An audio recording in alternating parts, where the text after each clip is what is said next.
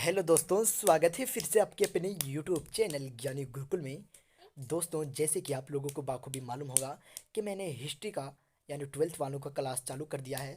अगर आप अभी तक हमारे यूट्यूब चैनल में ज्वाइन नहीं हुए हैं तो चैनल को सब्सक्राइब करके ज्वाइन हो जाइएगा। और यह हिस्ट्री क्लास है ट्वेल्थ वालों के लिए, वो जो नोट्स नोट्स में नोट्स के रूप में भी प्रोवाइड कराऊंगा। और भाग वन है यानी बुक वन है। हिस्ट्री में आप लोगों का 3 बुक होगा, ठीक है। ये मैं भाग वन बता रहा हूँ, चैप्टर वन ईट मन के और अस्थियाँ, ठीक है। जिनमें इसका मैंने पार्ट वन अपलोड कर दिया हो, ठीक है। अगर आपने नहीं देखा तो डिस्क्रिप्शन में लिंक है, जाकर देखेंगे दोस्तों। उसके बाद यह पार्ट टू है, ठीक है। मतलब जो है ना, आपका बुक चैप्टर बहुत लंबा है, ठीक है। तो पार्ट थ्री तक भी जा सकती है, लेकिन बहुत ही इंपॉर्टेंट क्वेश्चन बताऊंगा। अगर आप हमारे इस चैनल पे नए हो तो चैनल को सब्सक्राइब कीजिएगा, बेल आइकन को प्रेस कीजिएगा और अपने दोस्तों के पास शेयर कीजिएगा। तो चलिए शुरू करते हैं बिना किसी देरी के। आपका पहला सवाल है, IVS का फुल फॉर्म क्या है? तो इंडस वैली सिविलाइजेशन, जिसे हम हिंदी में कहते हैं सिंधु घाटी सभ्यता, ठीक है। आपका अगला सवाल, सवाल नंबर टू, हड़प्पा सभ्यता की लिपि के बारे में बताइए, ठीक है।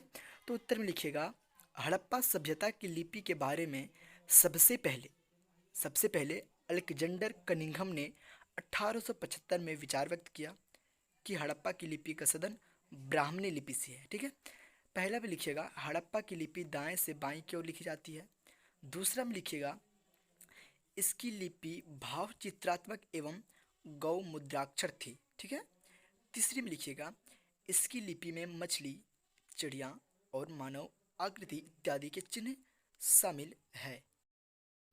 उसके बाद आप चौथा पॉइंट में लिखिएगा, इस लिपि में 250 से लेकर 400 तक भाव चित्रात्मक अक्षर पाए गए हैं, ठीक है।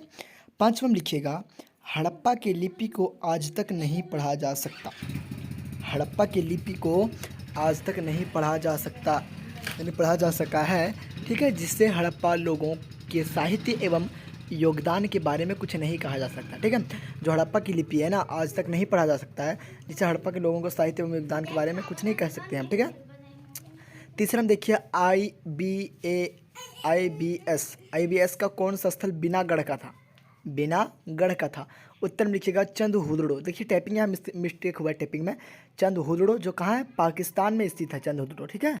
और मैं दोस्तों एक बात और कहना चाहता हूँ कि हमारा जो आंसर होता है ना, सबसे बेस्ट होता है, सबसे बेस्ट आंसर होता है। अगर आपको यकीन नहीं है तो हम जो क्वेश्चन बता रहे हैं वही क्वेश्चन को आप यूट्यूब में सर्च कीजिएगा और वीडियो का आंसर देखिएगा। क्वेश्चन का आंसर किसका बेहतर होता है, किसका खुद का भाषा में होता है और किसका किताबी भाषा में होता है, ठीक है। किताब की भाषा में तो हर कोई छाप सकता है, लेकिन खुद की भाषा में बताना सबकी बस की बात नहीं होती है। अगर वीडियो आपको अच्छी लग रही हो तो चैनल को सब्सक्राइब करें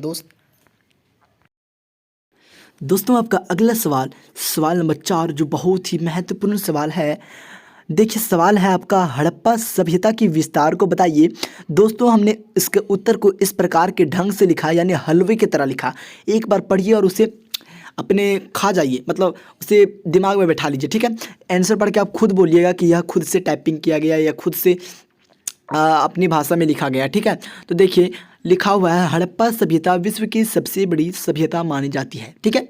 इसके क्षेत्रफल 13 लाख वर्ग किलोमीटर है। अनुमानित है जो भारत, पाकिस्तान और अफगानिस्तान देश में फैली हुई है। यह कांस्य युगीन सभ्यता है। क्या है? कांस्य युगीन सभ्यता। देखिए फिर विस्तार में हमने लिखा है, यह पश्चिम में सुतका गेंडोर की दास्क नदी से लेकर पूर्व में आलमगीर, कहाँ? पूर्व में आलमगीर जो उत्तर प्रदेश में पड़ता है, ठीक है, उत्तर प्रदेश के हिंडन नदी तक, तथा उत्तर में मांडा जो जम्मू कश्मीर में है, जम्मू कश्मीर में जो है चेनाब नदी से लेकर दक्षिण में महाराष्ट्र के दैमाबाद, ठीक है, महाराष्ट्र के दैमाबाद जो प्रावरण नदी तक फैली हुई थी।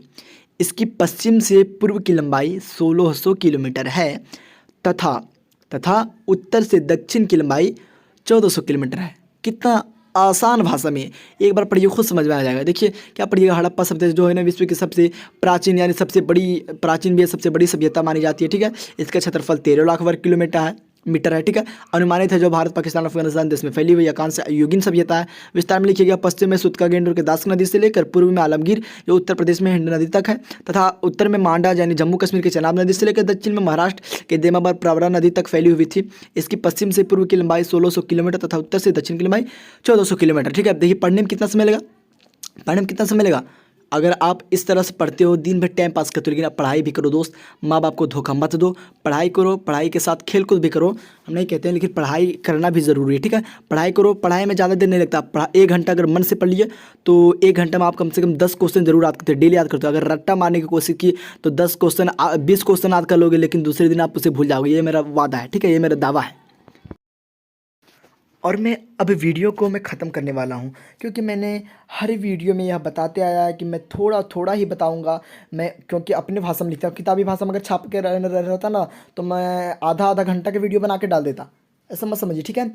किताबी भाषा में मैं नहीं लिखता हूँ, ठीक है। मैं खुद की भाषा में लिखता हूँ। पहले मैं चैप्टर को रीड करता हूँ, आपके चैप्टर को, उसके बाद अपनी भाषा में अपने कॉपी में नोट डाउन करते हैं। और फिर एक बात मैं आप लोगों से कहना चाहता हूँ कि जो मोबाइल में रहता है, जो हम बता रहे हैं आप लोगों को, आप कॉपी में नोट डाउन कर लें, क्योंकि मोबाइल में तो बहुत सारे चीज़ रहते हैं, ठीक है। बहुत सारी चीज़ें हैं मोबाइल में, बहुत सारी वीडियो अपलोड हुई है, ठीक है। अगर ऐसा रहता तो आप मोबाइल से पढ़ लेते, आपको लिखने की कभी ज़रूरत ही नहीं पड़ती। इसलिए हम कह रहे हैं कि आप कॉपी में नोट डाउन कर लें। और सबसे बेस्ट टाइम है सुबह सुबह पढ़ने का, 5 to 8, 5 से 8 सुबह सुबह। और ये सीरीज आप लोगों के लिए, अगर आपको अच्छी लगे तो कमेंट में कमेंट कीजिएगा, ठीक है। कि कद्र करनी है तो जीते जी कर लो, मरने के बाद प्राय भी रो देते हैं। कि माँ की दुआ कभी खाली नहीं जाती, माँ की बद्दुआ कभी टाली नहीं जाती। और बर्तन मांज मांज कर 2-3 बच्चों को पाल ही लेती है माँ, पर 2-3 बच्चों से एक माँ पाली नहीं जाती। 2-3 बच्चों से एक माँ पाली नहीं जाती। दोस्त, हंसी खुशी का साथ ज़िंदगी जिया करो।